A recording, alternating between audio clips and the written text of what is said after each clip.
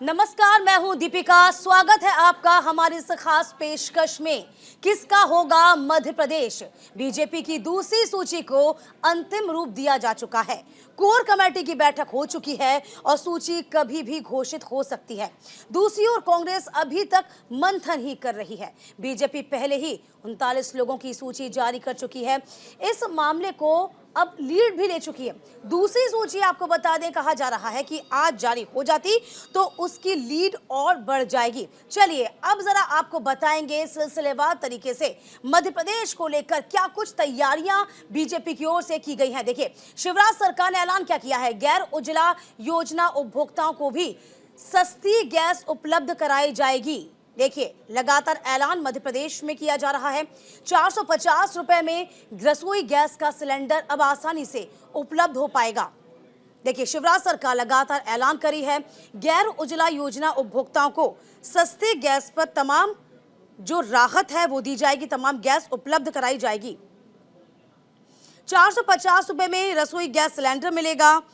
देखिए, तमाम चीजें हम आपको बता रहे हैं, क्योंकि शिवराज सिंह चौहान सरकार चाहती है कि दोबारा से मध्य प्रदेश उनका हो। इसी को लेकर तमाम तरीके से साफ तौर पे आपको बता दें कि अभी से ही तैयारियां की गई हैं। पहली लिस्ट जारी हो चुकी है। दूसरी लिस्ट के कयास सामने आ रहे हैं कि जल्द से जल्द वो दूसरी लिस्ट भी जारी कर दी जाएगी। यानी कि उन तमाम कमजोर सीट्स पर अभी से काम करना शुरू कर दिया जाएगा बीजेपी के प्रत्याशियों के द्वारा।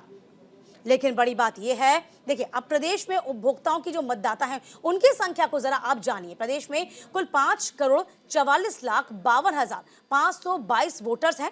2,81,26,191 पुरुष मतदाता हैं। देखिए, हम बता रहे हैं आपको मध्य प्रदेश में मतदाताओं की संख्या क्या है। 2,62,49,578 महिला मतदाता हैं। देखिए, यही भाग्य विधाता होंगे मध्य प्रदेश के, जो तय करेंगे। यदि हम प्रदेश में थर्ड जेंडर की बात करते हैं तो 1,326 थर्ड जेंडर मतदाता हैं। तो प्रदेश में कुल सेवा मतदाता 75,420 है। चलिए, मध्य प्रदेश किसका होगा और चुनावी रण में रणवीरों की कैसे एंट्री होगी, बीजेपी की दूसरी लिस्ट होने की संभावना है। इस पर चर्चा करने के लिए पूरा पैनल मेरे साथ मौजूद है। जरा तारुफ मैं आपका करा देती हूं। अनिल पुसदकर स्टेट हेड हैं एमपीसीजी के। गुंजन चौक से हैं प्रदेश प्रवक्ता बीजेपी से। रोहित नायक हैं प्रदेश प्रवक्ता कांग्रेस से। सबसे पहले आप सभी का बहुत बहुत स्वागत है जी। अनिल जी, देखिए, सबसे पहले मैं आप ही के पास आ जाती हूं, क्योंकि जिस तरीके से हम देख पा रहे हैं कि मध्य प्रदेश में अभी आचार संहिता लगने में वक्त है, लगभग 3 महीने का वक्त शेष है, लेकिन पहली सूची जारी हो जाती है। अब ये दूसरी सूची जारी हो रही है।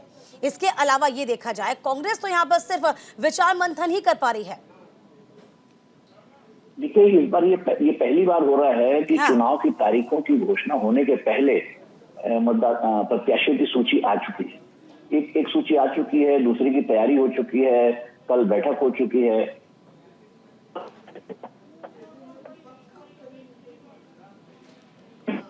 उनसे चूक हो गई थी, सरकार हाथ से फिसल रही थी। वो तो ज्योतिरादित्य सिंधिया अगर वापस नहीं आते तो सरकार इनके हाथ से चली गई थी। तो इस बार चाहे मध्य प्रदेश कह लीजिए, चाहे छत्तीसगढ़ कह लीजिए, चाहे राजस्थान कह लीजिए, ये विधानसभा जो अभी 5 राज्यों में होने हैं, वहां पर भाजपा पूरी ताकत लगा रही है और उनका जो फोकस है, वो पूरा फोकस जो है वो पहले ही कैंडिडेट डिक्लेयर कर दे, ताकि उसे ज्यादा से ज्यादा टाइम मिले अपने विधानसभा क्षेत्र में जाने का, मतदाताओं से संपर्क करने का, उनको लुभाने का। इस मामले में कांग्रेस थोड़ा सा फिसलती नजर आ रही, पीछे होती नजर आ रही है।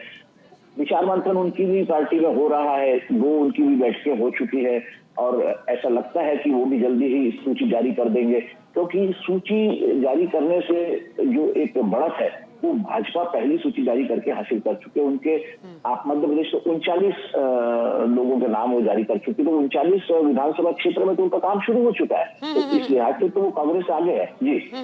देखिए, आपने कहा कि भाजपा ने पहली बढ़त ले ली है। रोहित नायक का रुख करते हैं। रोहित जी, क्या लगता है, भाजपा ने तो यहाँ बढ़त बना ली है और उन तमाम सीटों पे अभी से काम करना शुरू कर दिया जिसपे कमजोर लग रही थी, या फिर यूं कहे कि होमवर्क अब शुरू हो चुका है। यहां पर स्टीयरिंग कमेटी की बैठक कर चुके, 100 नामों पर विचार मंथन कर चुके, कमलनाथ लगातार बैठकें कर रहे हैं, मीटिंग कर रहे हैं, लेकिन ऐसी कोई मंत्रणा क्यों नहीं बन पा रही है? क्या कमी आपको नजर आ रही है फिलहाल आपको तमाम नाम लेने में या प्रत्याशियों के ऐलान करने में? दिक्कत कहां पा रही है रोहित जी?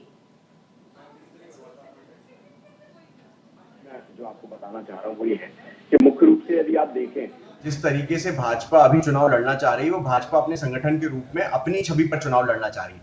लेकिन मैं आपको ये स्पष्ट कर देना चाहता हूं कि मध्य प्रदेश में जो चुनाव होगा वो शिवराज सिंह चौहान जी के कार्यकाल और कमलनाथ जी के विजन पर होगा। तो यहाँ पर जो है वो इंडिविजुअल चुनाव हो रहा है कमलनाथ जी वर्सेस शिवराज जी पर। और आज की तारीख में जो बीजेपी अपनी संगठन और अपनी छवि पर चुनाव लड़ना चाह रही है वो ये नहीं समझ पाई है, और अंदरूनी तौर पे तो वो अपने खुद की साठगांठ में और अपने तारतम्य बनाने में लगे हुए हैं, क्योंकि उनको ये पता है कि उनके यहाँ पे इस बार कांग्रेस मुक्त करने की बजाय खुद को कांग्रेस युक्त किया है उन्होंने, उसकी वजह से उनके यहाँ पे समन्वय बन नहीं पा रहा है। तो शुरू से लेकर अभी तक अगर आप देखें तो मध्य प्रदेश का संगठन भी फेल रहा है, इसीलिए केंद्र से लोग आए। और आज की तारीख में जो सूचियां डिक्लेयर कर रहे हैं ये केवल इंडिविजुअल छवि को और इंडिविजुअल डेटा को कलेक्ट करने के लिए कर रहे हैं, क्योंकि भाजपा कभी भी सीट बदल सकती है, ये सभी जानते हैं। और आज की तारीख में जो व्यक्ति जिनकी टिकट्स डिक्लेयर करी गई हैं, इन पर यदि बात की जाए तो ये लोग जब कॉन्स्टिट्यूएंसी में जाएंगे तो जो फीडबैक मिलेगा उस पर कांग्रेस अपने कैंडिडेट डिक्लेयर करने की बात कर चुकी है। और बीजेपी उसी आधार पर बीजेपी अपने कैंडिडेट को बदलेगी। जहां तक कांग्रेस की बात है, यदि मैं आपको बताऊं तो इंटरनल इंफॉर्मेशन जो मैं आपको दे रहा हूं वो ये है कि जो भी उम्मीदवार 110 उम्मीदवार हमारे यहाँ तय हो चुके हैं। हम 3 चरण में अपनी जो सूची है वो डिक्लेयर करने वाले थे और उम्मीदवारों की गणना हमने ऑलरेडी कर रखी है। और कमलनाथ जी ने निजी तौर पर प्रेशर ग्रुप्स को न्यूट्रलाइज करने के लिए जो उम्मीदवार है उनको ऑलरेडी क्षेत्र जाने का संदेश दे दिया है। तो आप इस बात को समझिए कि हमारी ये स्ट्रैटेजी है, हमको पता है कि हमारे यहाँ से कौन कौन चुनाव लड़ने वाला है। तो क्या गुंजन जी बीजेपी ने क्या लिस्ट जल्दी जारी कर दी, क्या गलती कर दी है? यहाँ रोहित जी कह रहे हैं यहाँ पे तो वो अपना एक बही खाता तैयार कर रहे हैं, स्टैंड देख रहे हैं और कभी भी बीजेपी यहाँ सीट बदल सकती है। जब गुंजन जी का ही रुख कर लेते हैं। गुंजन जी सहमत हैं आप रोहित जी की बात से? देखिए, भारतीय जनता पार्टी का जो उद्देश्य है वो सिर्फ एक ही उद्देश्य है, वो है जनता की सेवा और जनता का विकास। और सिर्फ इस उद्देश्य, ये सेवा को उद्देश्य बनाते हुए भारतीय जनता पार्टी इस बार चुनाव के लिए कार्यरत है। अगर आप चुनाव का मतलब समझे विकिपीडिया पे तो उसका अर्थ आता है कि सिलेक्शन करना, एक कैंडिडेट प्रतिनिधियों को चुनना। तो ये चुनने का काम जो भारतीय जनता पार्टी कर रही है ये उनकी योग्यता के आधार पर कर रही है, गुण दोषों के आधार पर कर रही है, उनकी सक्षमता के आधार पर कर रही है। इस बार भारतीय जनता पार्टी ने कोई क्राइटेरिया ना रखा, ना धर्म, ना जाति, ना पैसा, ना पावर, ना उम्र। उनका एक ही क्राइटेरिया है। भारतीय जनता पार्टी का जो क्राइटेरिया है वो है सेवा भाव। जो भी प्रतिनिधि इस सेवा भाव के साथ जनता के बीच उतरेगा, भारतीय जनता पार्टी इस चुनाव में उसी को प्रतिनिधि के तौर पर उतारेगी। वहीं अगर हम कांग्रेस की बात करें तो कांग्रेस चुनाव नहीं कर रहा है, कांग्रेस राजनीति कर रहा है। अगर आप राजनीति का मतलब जाने तो राजनीति मतलब होता है शासन। कांग्रेस सत्ता का भूखा है और वो इस सत्ता की भूख की लड़ाई लड़ रहा है। वो सिर्फ एक राजनीति कर रहा है, वो प्रतिनिधि का चुनाव नहीं कर रहा है। इसका हम साफ साफ आप देख सकते हैं। आप देखिए कई दिनों पहले अच्छा देखिए गुंजन जी आपकी तमाम बातों से को जारी कर देंगे। हाँ देखिए देखिए अनिल जी कुछ कह रहे हैं। गुंजन जी जरा सुन लेते हैं। परिवारवाद से चलता है। हाँ मंथन एक कोशिश करता है। ये रुकिए जरा। हाँ मंडल का मंथन नहीं है। हाँ। और देखिए आपने सुना होगा कि बादल गरजते हैं और बरसते नहीं है। वही गुंजन जी मैं आपकी बात आ गई है। गुंजन जी आपकी बात आ गई। जरा अनिल जी कुछ कह रहे हैं, उनका रुख करते हैं। हाँ अनिल जी बताइए। मैं कह रहा हूँ, आपने बताया भाजपा किस आधार पर पार्टी के जो प्रत्याशियों का चयन कर रही है। हाँ। उसमें एक बात आपने नहीं बताई, जो कांग्रेस छोड़कर भाजपा में आए हैं उनका क्या होगा? क्या उनको देखिए भारतीय जनता पार्टी, अनिल जी मैं बिल्कुल उसका जवाब दूंगी। भारतीय जनता पार्टी एक सामूहिक चुनाव लड़ रही है, एक एकता का प्रतीक है और उन्होंने हर जगह प्रदर्शित भी किया है कि कैसे ये सामूहिक तौर पर वो चुनाव में आगे कार्यरत है। आप देखिए जन आशीर्वाद यात्रा जो निकली उसमें वरिष्ठ नेतागण से लेकर एक छोटा कार्यकर्ता की अहम भूमिका रही है। आपने देखा जैसे कि आदरणीय जेपी नड्डा जी शामिल हुए, अमित शाह जी शामिल हुए, देखिए गुंजन जी एक मेरा सवाल है। देखिए आपने बोला, एक सवाल मेरा भी है। यहाँ बीजेपी में सबसे ज्यादा जो पैराशूट्स कैंडिडेट्स हो रहे हैं ना, उनका विरोध यहाँ पर सबसे ज्यादा हो रहा है। यानी कि नए चेहरों के लिए पुराने नेता अब आफत बन गए हैं। चाहे पूर्व विधायकों की बात कर लें, कार्यकर्ताओं की बात करें, उनको यहाँ पर तमाम चीजें रास नहीं आ रही है। अनिल जी क्या मैं सही हूँ? एक सेकंड जी, कांग्रेस का बनाया विरोध है, लेकिन पार्टी के अंदर कोई विरोध नहीं है। जरा अनिल जी, चूंकि वहाँ देखिए आप पार्टी के हैं, रोहित जी पार्टी के हैं, आप पार्टी के, रोहित जी पार्टी के, अनिल जी पार्टी के नहीं है ना, वो पत्रकार है। जरा पत्रकार को भी सुन ले जरा, क्या जो मैं सवाल कर रही हूँ वो सही है नहीं? अनिल जी दीपिका, आपका सवाल जायज है। देखिए ये हर जगह होता है। पैराशूट कैंडिडेट जब भी आता है असंतोष होता है, और ये मानवीय स्वभाव है। जो राजनीति में लोग हैं, महामानव तो नहीं है, मानवीय स्वभाव है। और हर आदमी के मन में इच्छा होती है वो चुनाव लड़े। 5 साल से जो कार्यकर्ता मेहनत करता रहा होगा, अगर कांग्रेस से आया हुआ कैंडिडेट उनके सर पे बैठ जाए तो असंतोष होता है, स्वाभाविक असंतोष है। और इससे पार्टी को, भाजपा को इसको तो झेलना ही होगा, इसमें कोई शक नहीं। आपका सवाल बिल्कुल जायज है दीपिका जी। बिल्कुल। देखिए वक्त एक छोटे से ब्रेक का हुआ है। रोहित जी मैं आपके पास आऊंगी। जन आक्रोश यात्रा आज निकलने वाली है, उस पर विचार मंथन होगा, विचार करेंगे। जरा उस पर भी आपसे जानूंगी कि किस तरीके से रणनीति कांग्रेस की ओर से बनाई जा रही है। फिलहाल वक्त एक छोटे से ब्रेक का।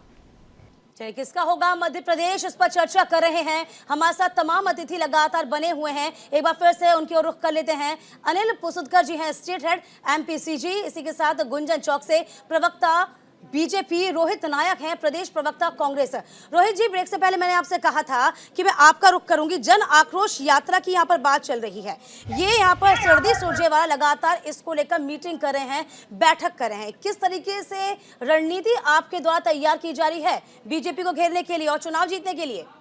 दीपिका जी, हमारा सीधा सिद्धांत ये है कि आम जनमानस से जुड़े हुए मुद्दों को हम उठाएं, क्योंकि विपक्ष की भूमिका ये है कि हम जनता के बीच के मुद्दे जो हैं, जो उनसे जुड़े हुए मुद्दे हैं, जो उनको प्रभावित करते हैं, उन बातों को लेकर जनता के बीच जाएं कि आपको क्या हासिल हुआ।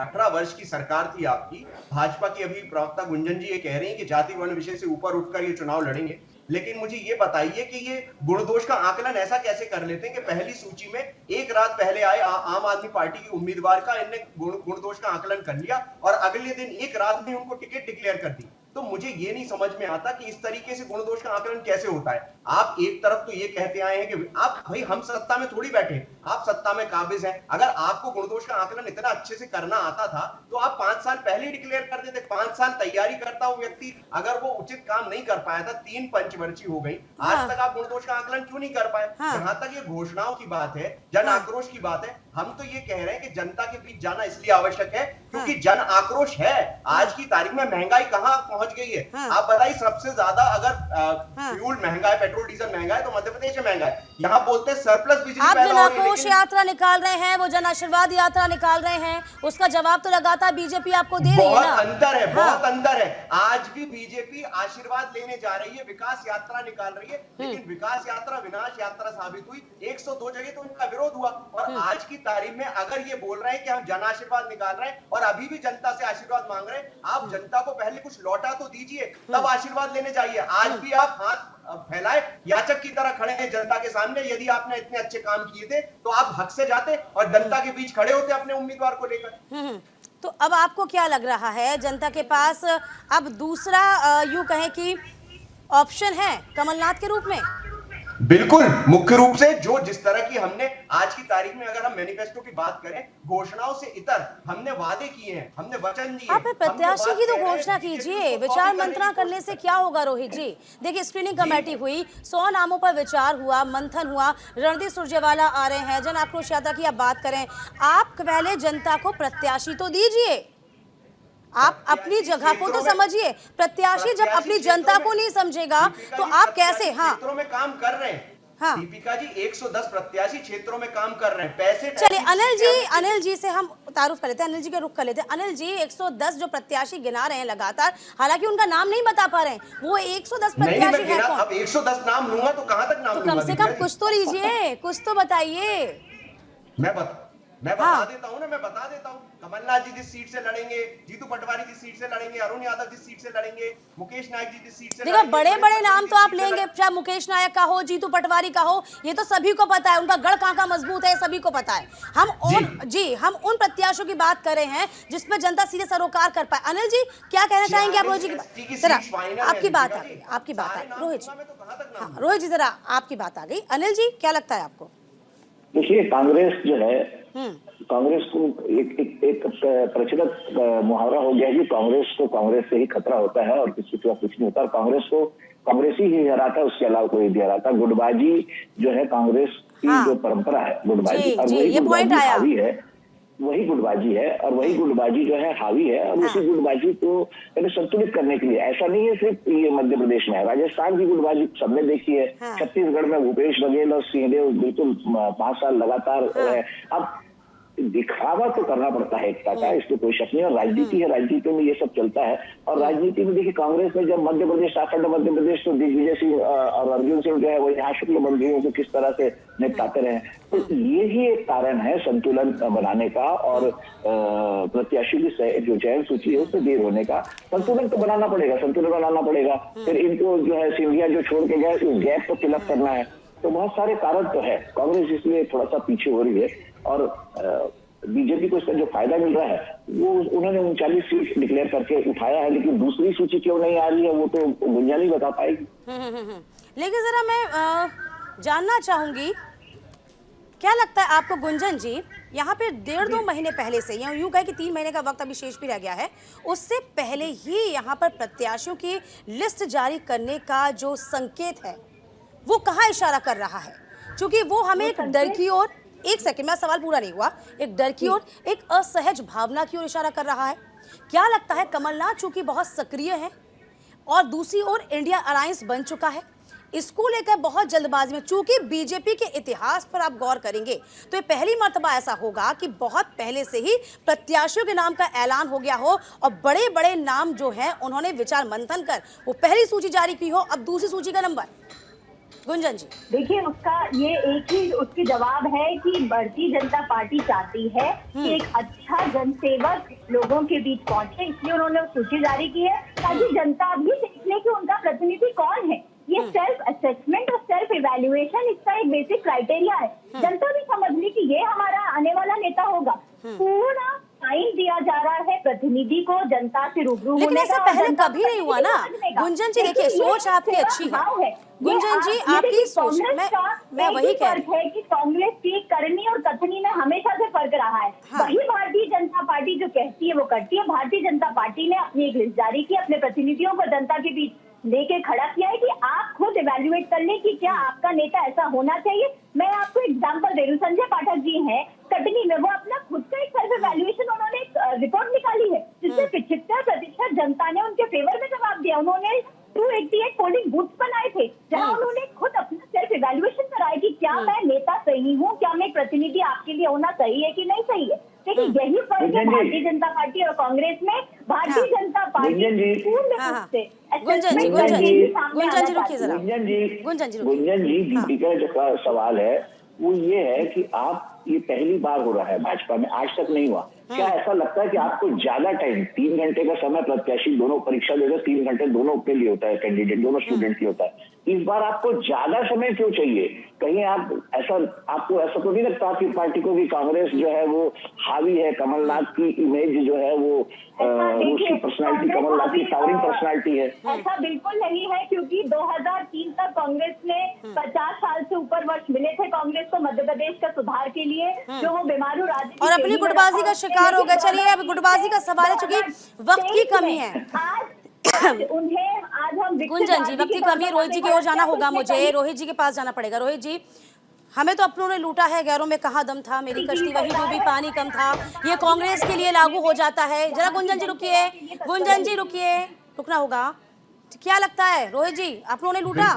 हाँ बिल्कुल दीपिका जी, और अनिल जी ने जो विश्लेषण दिया उसी स्ट्रैटेजी के तहत मैंने ये बात बोली थी, क्योंकि प्रेशर ग्रुप्स कांग्रेस में सदैव सक्रिय रहे हैं और क्योंकि ये संगठन से उतनी मजबूत पार्टी नहीं रही है, इसलिए हमें लीडरशिप मैनेज करना बहुत आवश्यक होता है। लेकिन मैंने बात जहां से शुरू करी थी कि बीजेपी बनाम कांग्रेस से ज्यादा जो है शिवराज सिंह चौहान बनाम कमलनाथ जी है, और इसीलिए हमने जो अपने 110 कैंडिडेट्स को क्षेत्र में पहुंचाया है वो उन प्रेशर ग्रुप्स को ऑलरेडी न्यूट्रलाइज कर चुके हैं। और आज की स्थिति में ये बताऊं मैं आपको कि जितनी सक्रियता से और जितने अच्छे से हम इस बात अभी भी आप मेरे सवाल का जवाब नहीं दे पाए। आप काम क्या कर रहे हैं वो मत गिनाइए, वो तो जनता देख ही लेगी कि कौन कितना काम कर रहा है और कौन कितने वायदे लेकर उनके बीच पहुंच रहा है, कौन उसको पूरा कर पाएगा। मैं आपसे सवाल कर रही हूँ, आपकी गुटबाजी का क्या, आपके अंदर खाने का क्या? आप होमवर्क कर रहे हैं बस, हाँ या ना?